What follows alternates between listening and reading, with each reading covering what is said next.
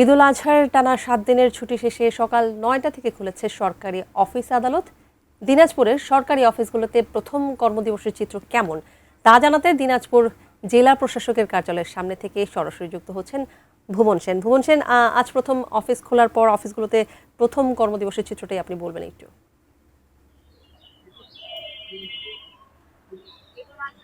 তানিয়া, পবিত্র ঈদুল আজহার টানা ৭ দিনের ছুটি শেষে দিনাজপুর জেলা প্রশাসকের কার্যালয়ে ইতিমধ্যেই কর্মকর্তা কর্মচারীরা আসতে শুরু করেছেন। এখন যেহেতু ৯টা বাজে, এই যে কর্মচাঞ্চল্য সেটি কিন্তু আস্তে আস্তে ফিরতে শুরু করেছে।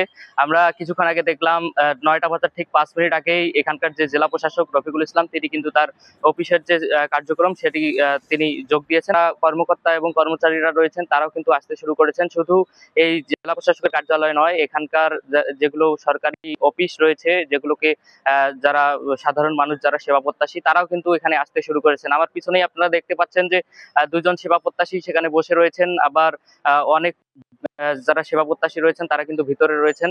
তারা ধীরে ধীরে আসতে শুরু করছেন।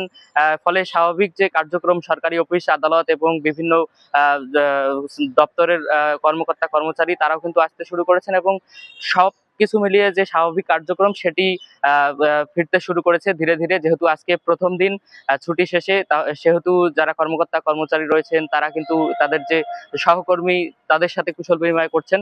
এবং আমরা দেখেছি এখানে আসার আগে যারা এখানকার পরিচ্ছন্নতা কর্মী রয়েছেন তারা তাদের যে নিয়মিত কাজ সেটি তারা করছেন এবং তারা যে ঈদ শেষে যে একটা ছুটি শেষে যে তাদের কুশল বিনিময় সেটিও কিন্তু তারা করছেন। শুধু জেলা প্রশাসকের কার্যালয় নয়, জেলা প্রশাসকের কার্যালয়ের পাশেই সেটেলমেন্ট অফিস রয়েছে, ভূমি অফিস রয়েছে, নির্বাচন অফিস রয়েছে। যে সেই কর্মকর্তা কর্মচারীরাও কিন্তু তারাও কিন্তু আসছেন, অফিসের যে চলমান কার্যক্রম তারা কিন্তু করছেন। ফলে যে কর্মচাঞ্চল্য ফিরে এসেছে ৭ দিন পরে, সেই কর্মচাঞ্চল্য কিন্তু ফিরে এসেছে। যারা সেবা প্রত্যাশী রয়েছেন তারাও কিন্তু এখানে আসছেন তাদের যে কাঙ্ক্ষিত সেবা সেটি নেওয়ার জন্য। আহ সেবা প্রত্যাশী যারা রয়েছেন তাদের সঙ্গে কথা বলেছি, তারা জানেন যে আজকে গত ২৫ তারিখে ছুটি শুরু হয়ে আজকে ৩১ মে পর্যন্ত যে ছুটি ছিল সেই ছুটি কাটিয়ে তারা কিন্তু তাদের যে সেবার জন্য তারা কিন্তু এই বিভিন্ন দপ্তরগুলোতে এসেছেন তাদের সেবা নিশ্চিত করার জন্য।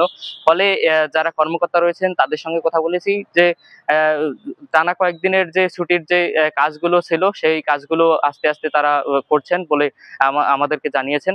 তো ফলে যে সাধারণ মানুষ এবং সেবা প্রত্যাশী রয়েছেন তাদের যে সেবা কাঙ্ক্ষিত সেবা সেটি তারা পৌঁছে দিবে বলে নিশ্চিত করেছেন।